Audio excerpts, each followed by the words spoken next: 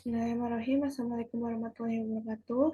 Perkenalkan, nama saya Jovida Laviosa dengan NIM 13012044142. Pada kesempatan kali ini, saya akan menjelaskan mengenai tugas case base 2, yaitu country data, dengan menggunakan metode K-mean clustering algorithm. HUB Internasional adalah LSM kemanusiaan internasional yang berkomitmen untuk memerangi kemiskinan dan juga menyediakan fasilitas dasar dan bantuan kepada orang-orang di negara terbelakang selama masa bencana dan juga bencana alam. HELP Internasional ini mereka telah berhasil mengumpulkan uang sekitar 10 juta dolar. Lalu selanjutnya SM ini perlu memutuskan bagaimana menggunakan uang secara strategis dan juga efektif. Oleh karena itu, perlu adanya pengkategorian negara menggunakan beberapa faktor sosial ekonomi dan juga kesehatan, yang mana itu akan menentukan pembangunan negara secara keseluruhan. Tujuan pengelompokan negara ini adalah untuk membantu LSM internasional menentukan negara mana saja yang membutuhkan bantuan. Nah, dalam kasus ini, negara-negaranya itu dikelompokkan berdasarkan yang membutuhkan bantuan, mungkin membutuhkan bantuan, dan tidak membutuhkan bantuan. Ini diambil berdasarkan maju, berkembang, atau kurang berkembangnya suatu negara. Lalu proses pemrosesan data ini menggunakan cara analisis pengkelompokan dengan algoritma unsupervised learning dengan menggunakan metode K-mean clustering. Nah, di dalam data ini ada 10 klasifikasi atau 10 kolom, yaitu diantaranya yang pertama itu country, berisikan nama negara, lalu ada child mort, yaitu kematian anak di bawah usia 5 tahun per 1000 kelahiran hidup, lalu ada ekspor, yaitu hasil barang ekspor per kapita, diberikan sebagai persentase usia dari PDB per kapita. Lalu selanjutnya ada health, yaitu total pengeluaran untuk pelayanan kesehatan per kapita, diberikan sebagai persentase usia dari PDB per kapita. Lalu import, yaitu hasil barang impor per kapita, diberikan sebagai persentase usia dari PDB per kapita. Lalu ada income, yaitu penghasilan per individu. Lalu ada inflation, yaitu pengukuran tingkat pertumbuhan tahunan total PDB. Lalu ada life expect, yaitu rata-rata jumlah tahun seorang anak yang baru lahir akan hidup jika pola kematian saat ini dihapus. Lalu selanjutnya itu adalah total fair, yaitu jumlah anak yang akan dilahirkan oleh setiap wanita jika tingkat kesuburan usia saat ini tetap.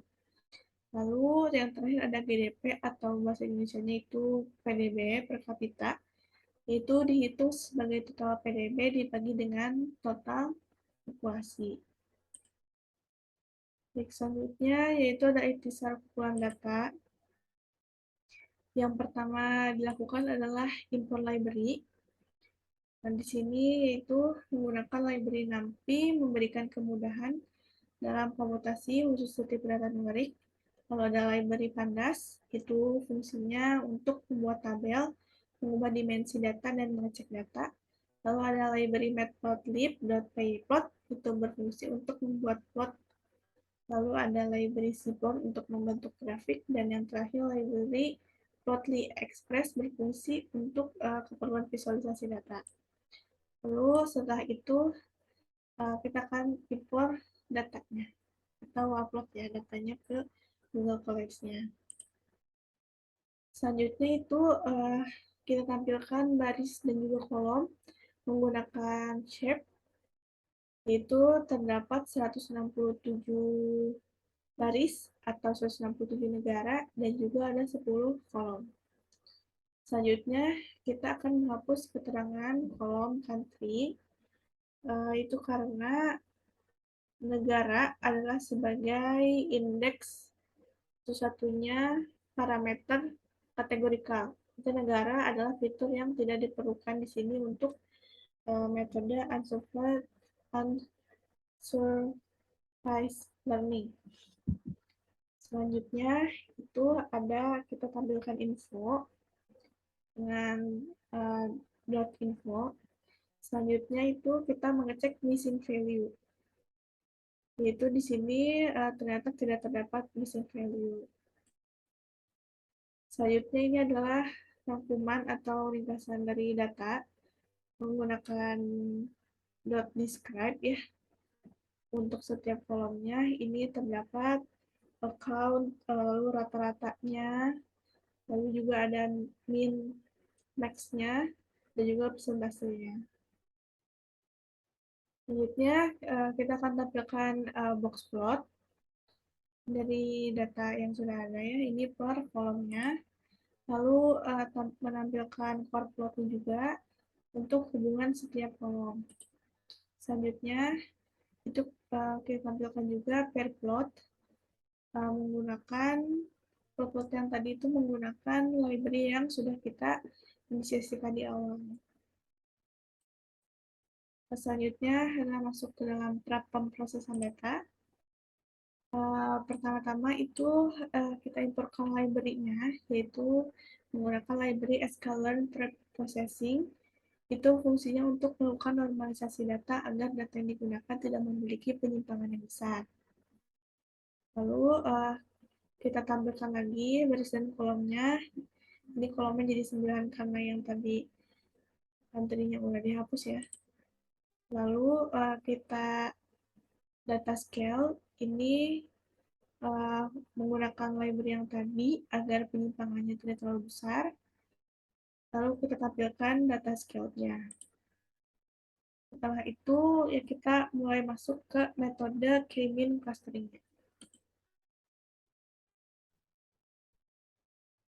Yang pertama itu import library yang diperlukan, yaitu untuk melakukan metode K-mean dan juga pembuatan visualisasi albumnya. Nah, ini pembuatan model K-mean-nya dan juga visualisasi dari albumnya. Lalu kita inisiasikan model K-mean-nya. Di sini dimasukkan klasternya 3, M klasternya 3, dan random state-nya 1. Lalu kita tampilkan juga model label, yaitu output-nya berupa array ya. Lalu selanjutnya pengklasterisasi atau pembagian data ke dalam klaster. Di sini kita akan membagi klaster dalam tiga kelompok. Nah, ini kita tampilkan scatter plot-nya. Ini berdasarkan ekspor dan juga income atau penghasilan. Lalu scatter plot ekspor dan juga GDP. Lalu ini scatter plot kelahiran dan juga kesehatan. Lalu yang terakhir kita tampilkan scatter plot life expect dan juga kesehatan. Lalu setelah itu kita tampilkan daftar negara yang sudah dikelompokkan per klasternya. Setelah itu kita bagi ya klasternya, kita inisiasikan. Klaster 0 adalah kelompok negara yang membutuhkan bantuan, lalu klaster 1 adalah kelompok negara yang mungkin membutuhkan bantuan, dan klaster 2 adalah kelompok negara yang tidak membutuhkan bantuan. Selanjutnya kita coba buat tampilkan dalam bentuk maps atau peta ya, peta dunianya. Ini sudah diklasifikasikan bahwa yang merah ini adalah negara yang membutuhkan bantuan. Ini didominasi oleh benua Afrika dan juga benua Asia ya. Lalu selanjutnya yang warna kuning itu yang wilayah negara-negara yang mungkin memerlukan bantuan. Itu didominasi oleh Asia dan juga ada beberapa Afrika dan Amerika Selatan ya. Lalu yang terakhir itu yang berwarna hijau, itu adalah negara yang disinyalir tidak membutuhkan bantuan. Itu didominasi oleh benua Amerika, Australia, dan juga Eropa. Nah, selanjutnya ini kita tampilkan list-list negara yang membutuhkan bantuan, di antaranya Afghanistan, Angola, Benin, dan seterusnya. Lalu ini list negara yang mungkin memerlukan bantuan. Itu ada Albania, Algeria, dan seterusnya. Mungkin Indonesia juga di sini ya. Lalu negara yang tidak membutuhkan bantuan, Australia, Austria, uh, United States, dan lainnya.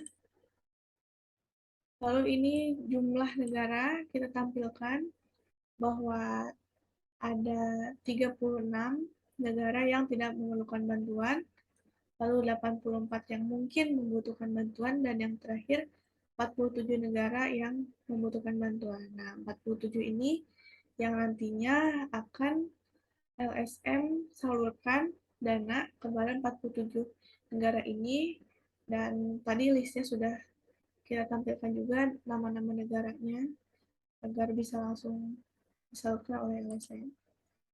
Nah, yang terakhir itu evaluasi.